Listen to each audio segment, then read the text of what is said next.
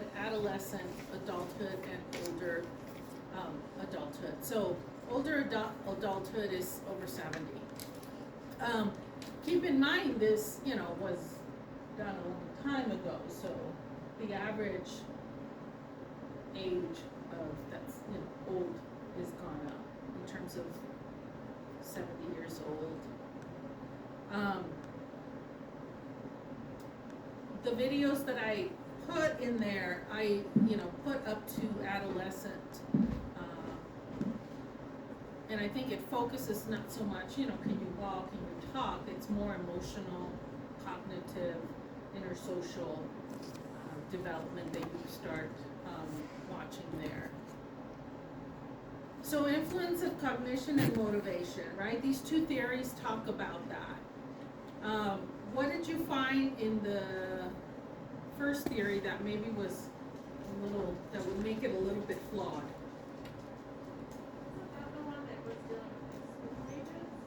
Yeah, and he used two for that, his own kids. So the flaw with that is he used his own kids, but are all kids the same? No. So again, these two theories influence cognition and motivation, which is something like we were talking about that you have to take into consideration, correct? Their cognitive level.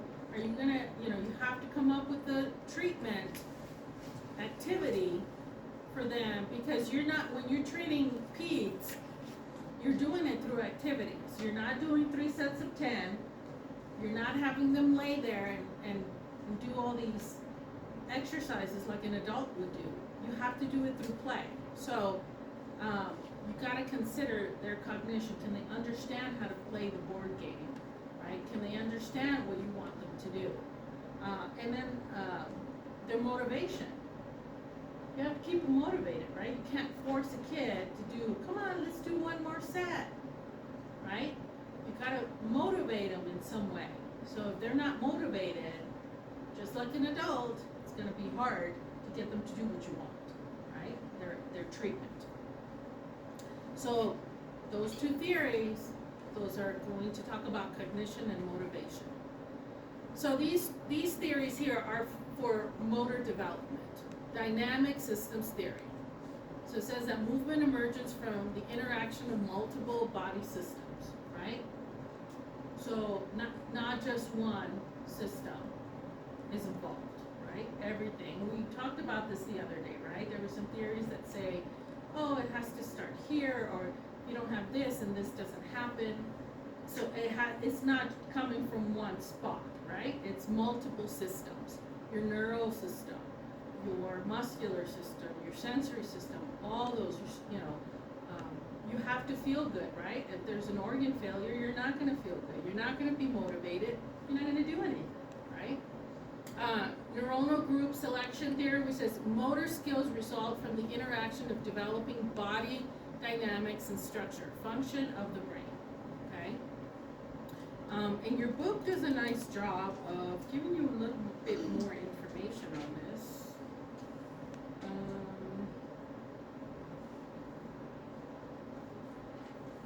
I'm gonna let you guys read that. I have highlighted here.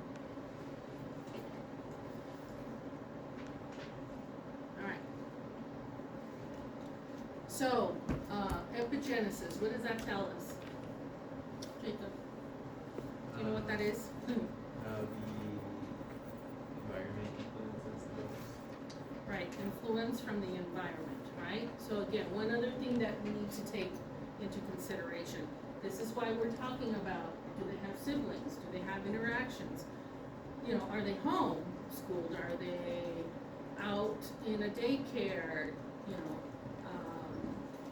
All that. And then directional concepts of motor development. Cephalic to caudal, proximal to distal. So what does that mean? What does cephalic to caudal mean? Leah.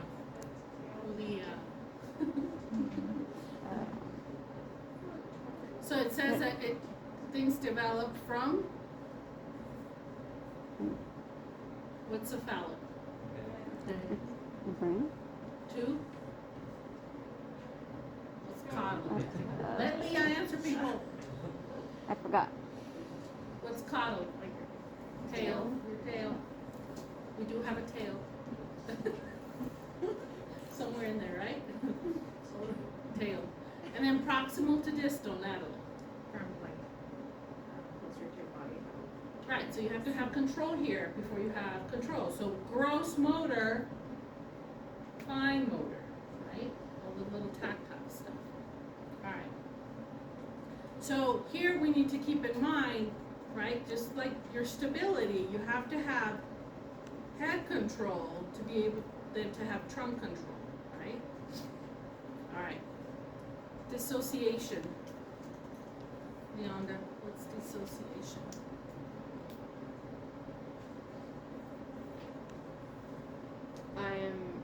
I mean, my association of that, I'm not sure how the book defined it. It would just be, I guess, dissociation from one's body, not Yeah. being connected to one's Right, so your book says, visceral somatic. yeah, your body says the ability to separate movements in one body part from movements in another part. Okay, so being able to move your arm without moving your trunk, able to move your hand without moving your shoulder, right? So that is control, right? You have to have control to be able to do that. What's reciprocal interweaving? Corinne?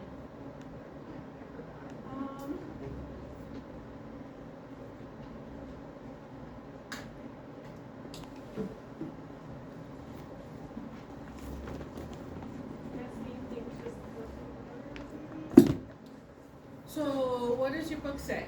Reciprocal interweaving, Natalie. It gives an example of a child, like you can throw overhand, but whenever you have to use a different part of your body, such as running, you would like regress to a different, like throwing underhand going away. Right, so reciprocal interweaving explains to us that even though we have head control, not even when you're changing the activity or you're changing the environment, you can lose that, but it doesn't even have to be with changing the environment. If you have head control at 2 months, but then you don't have it at 4, there's something there changed. It doesn't mean you lost it completely. It's just you're relearning, right, with some additional environmental things that are harder to be able to get that. You always get that back. But when you're still developing, especially when you're younger, you're going to have little setbacks where it seems like they're going backwards, but eventually they catch up again, okay?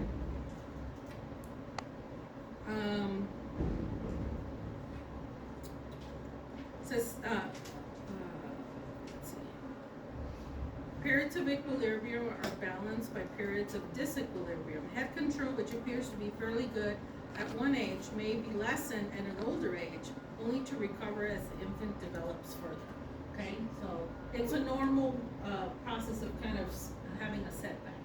So an example would be like, let's say a child between 3 and 6 months starts getting motor control of their head, but then they start to stand, and then they lose that Right. motor control for standing. Because that new stimulus is Or they have it while they're prone, right, on their tummy, but then you get them sitting and they don't have it because it's harder, right? You have gravity. So that just because they have head control in prone, right, tummy time, doesn't mean they're gonna have it in sitting as well. But you have to, continue to work on that, then they just get better at it, okay? Variation and variability.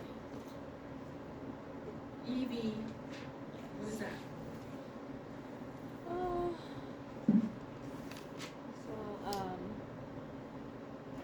Can I give an example? What is it? Can I give an example? Yeah, give me an example. So having that variation and variability, like many kind of action that a person can learn about. Like, Okay. maybe grab that bottle, grab the phone, or anything else. So that's variation, Yes.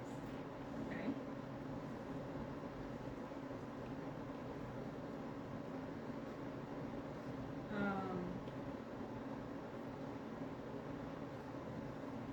So it said, your book says the initial phase of variability, motor patterns are extremely variable as the mover explores all kinds of possible movement combinations. Okay?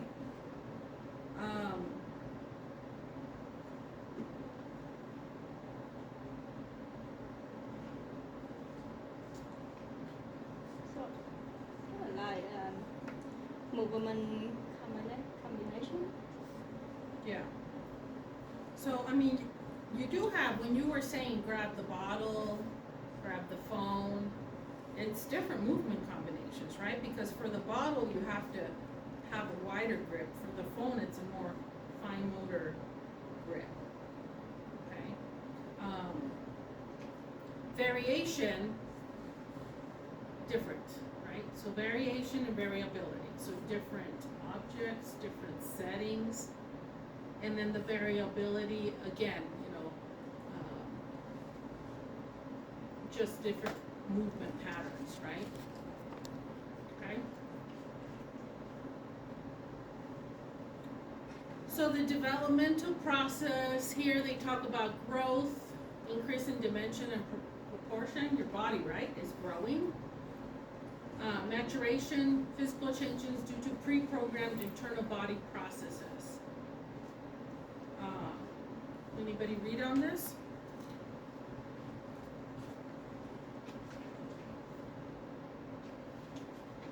What is maturation? What internal body processes are changing? Give me an example. Okay. Bone growth, right? You have, the book gives you, as an example, the epiphyseal plate, right? Once that stops growing, you're not gonna grow any more. Question over here? Somebody have their hand up? Yeah, the bone growth, epiphyseal, so that's mature. And then adaptation, the process by which environmental influences guide growth and development. Give me an example of this. Like if they're in sports, Okay, or what type of activities they do might affect their, how Growth. they develop. mm-hmm. So like them just like learning how to stand and how gravity work against them as an adaptation. Because gravity's teaching them to move against a stimulus, so their bones get denser and their muscles work more. They learn more motor patterns. Yeah, and this also talks to the fact that our bodies adapt to our environment, which affects maturation and affects growth, right? Because if I'm malnutritioned, which is an external issue, it's gonna affect my internal organs, how my body works, and it's gonna affect my growth, right? So what environmental influences guides growth and development? There's so many things, right? Everything external.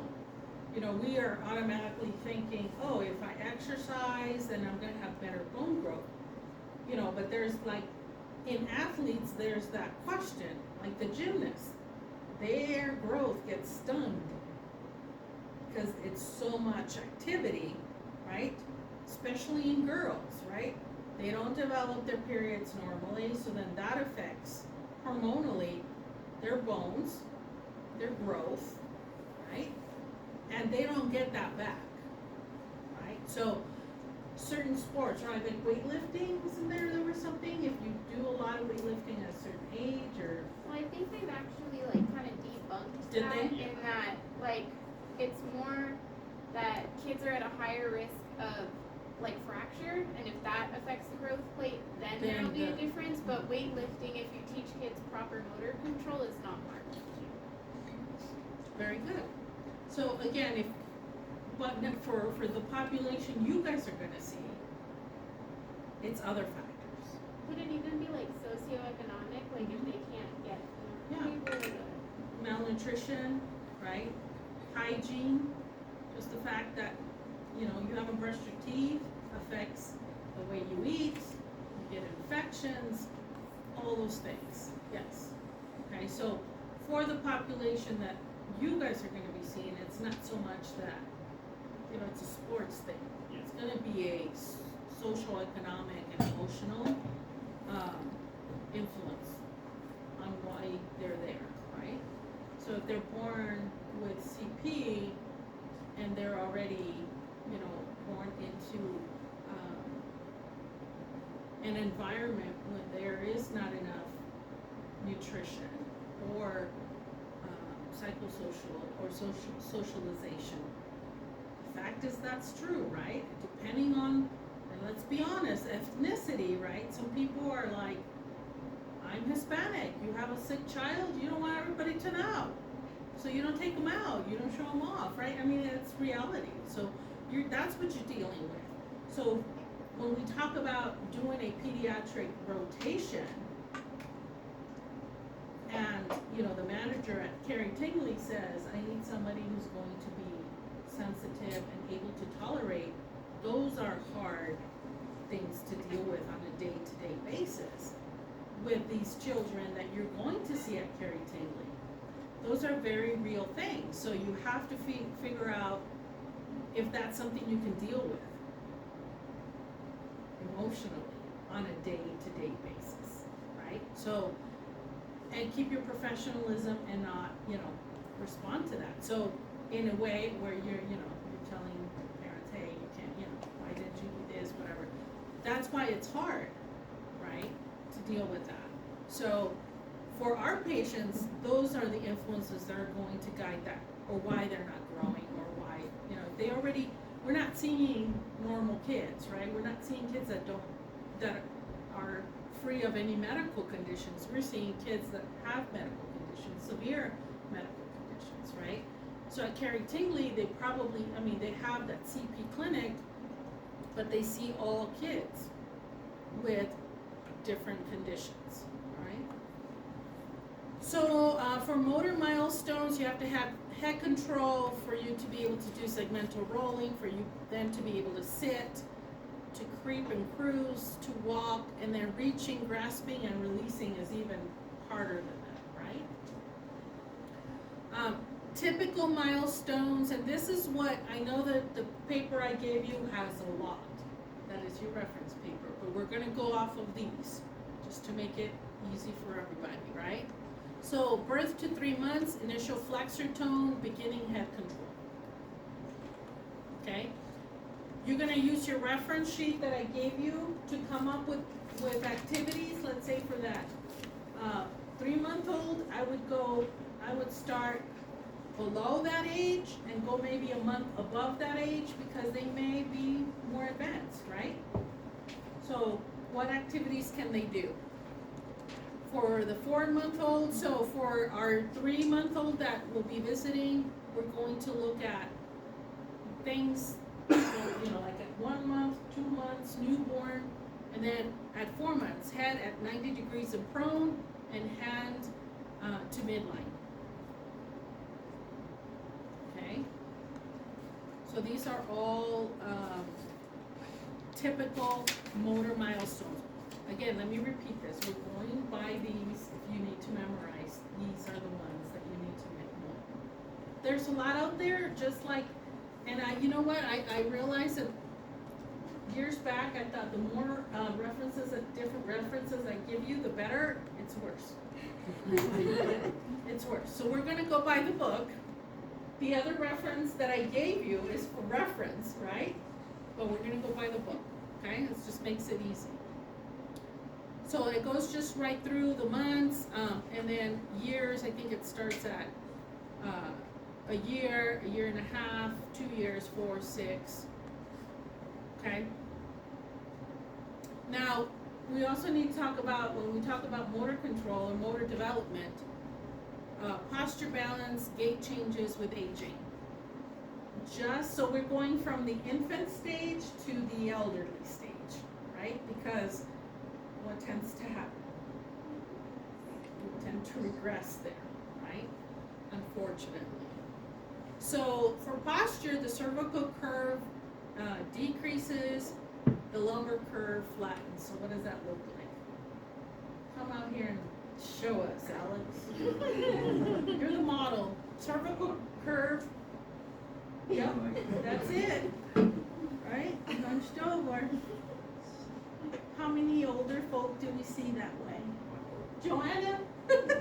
You see them all the time? And what do you tell them all the time, Joanna? Stand up. Stand up, right? It has to be a conscious effort. It's easier said than done to say, all right, I need you to stand up tall, right?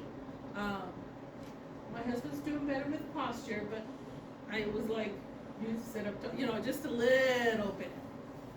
Has to become routine and automatic, and until then, it's just, So balance is affected, right? Sensory system changes, larger sway, in a quiet standing. So what sensory changes, system changes do we see as we get older?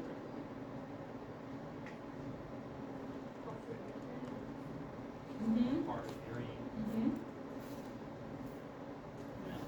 decrease smell. Okay. Mm-hmm. Proprioception. Right, especially in your feet, right? And then this is just compounded if you have, what diseases? Diabetes, PVD, right? Some peripheral issues, vascular issues. Mm-hmm. Right, so those are affected as well. And then gait and then large sway and quiet standing, right? So what does that mean? What does that look like? So when you're standing there and they're just standing, then you will learn in Therex when you start doing your balance exercises. One of the things is, can you stand there and close your eyes and you see them just, right, swaying. Gait in older adults also changes, right? The cadence and the velocity decreases, step width increases, right? So, yes? For the sway, it's the lateral sway, right? Usually the laterals. I mean, they will come forward a little, can be better. Usually you'll see a lateral swing. So stand up here. Kaya, stand up here for me and show me slow cadence and velocity decreasing and step width increase. Like, wait. Slower steps, right? Cadence and velocity. So what's cadence?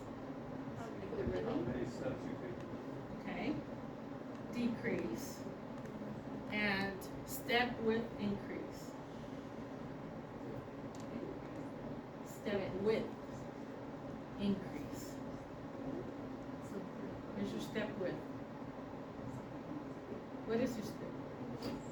No. It's, Your length, your step length. you open What's your leg step more, width? step wider. Wider, wider. Yeah. Okay. Go. Do we see that? Yes, right? Again, this is part of those things that you have, not just with the kids, but now, the reality is less than 10% of you are gonna do peds. Everybody else is gonna do elderly. All right, that's it. Okay, so I would watch the videos just to get an idea. All the reflexes, if you Google, if you go on YouTube and you put in that reflex, it's gonna tell you what it is. Okay, so on here, the primitive reflexes, so you need to know what primitive reflexes are, and then it breaks it down to tonic primitive reflexes, writing reactions,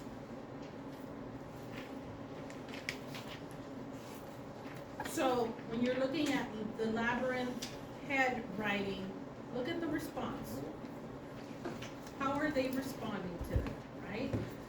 So mainly is, what I want you to do is look at how it should look, the response of it, okay?